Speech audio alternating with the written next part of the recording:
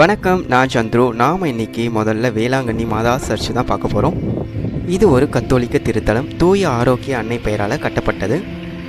இந்த பசிலிக்காவின் மேற்கில் உள்ள முகப்பு தோற்றம் பிரான்ஸ் நாட்டில் உள்ள லூர்து நகரின் பேராலய வடிவில் கட்டப்பட்டது. இங்கு 16ஆம் நூற்றாண்டில் நடைபெற்ற 3 அற்புதங்களால் மரியா அன்னையுடைய புகை பரவ ஆரம்பித்தது. மாடு மேய்த்து கொண்டிருந்த சிறுவனுக்கு காட்சி தந்தது. தயிர் விற்ற ஊனமுற்றவனுக்கு கால் குணமடைந்தது. போர்த்துகீசிய மாலுமிக்கு கடும் புயலில் கரை வந்தடைய உதவியது என புதுமைகளாக கூறப்படுது.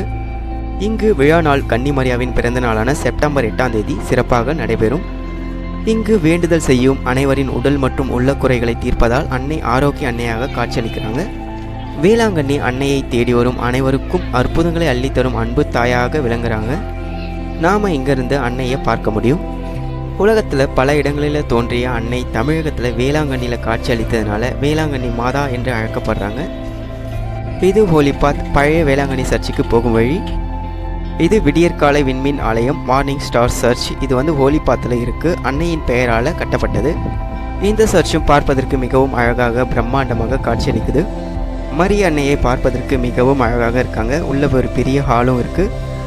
இது வேளாங்கண்ணி ஓல்டு சர்ச். பால்கார சிறுவனுக்கு அன்னை காட்சியளித்த இடம் இதுதான். 1592 செப்டம்பர் 8ஆம் தேதி ஒரு பால்கார சிறுவனுக்கு வேளாங்கண்ணி குளத்தின் அருகே மரியன்னை காட்சியளித்த இடம் தான் இது. இதுக்கு பக்கத்திலே ஒரு மரத்தடியில் அன்னையை நம்மளால் தரிசிக்க முடியும்.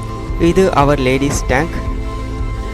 இங்கே ஒரு போட்டில் மரியன்னை நின்ற குளத்தில் காட்சியளிக்கிறாங்க. போர்த்துகீசியர்களுக்கு கடலில் உதவி செஞ்ச மாதிரி.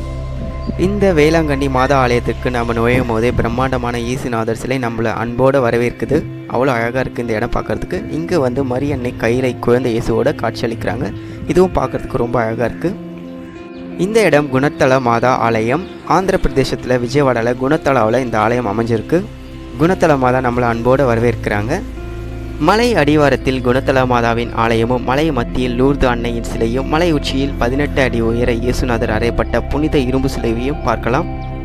நாம் மலையில் ஏறும்போது இயேசுநாதர் தண்டிக்கப்பட்ட மற்றும் சிலுவையில் அறையப்பட்ட காட்சிகளை நம்மளால் பார்க்க முடியும்.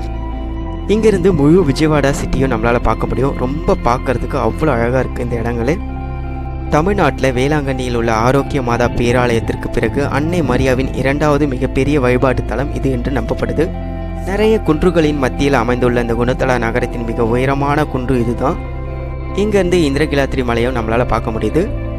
குணத்தலா மேரி மாதா திருவிழா ஒவ்வொரு ஆண்டு பிப்ரவரி 9, 10 மற்றும் 11 ஆகிய 3 நாட்கள் நடைபெறும். அப்போது நாட்டிலிருந்து எக்கச்சக்கமான பக்தர்கள் இங்கே வருவாங்க. இயேசுநாதரை அடக்கம் செய்யும் காட்சி. மலை உச்சிக்கு நாம் வந்துட்டோம்.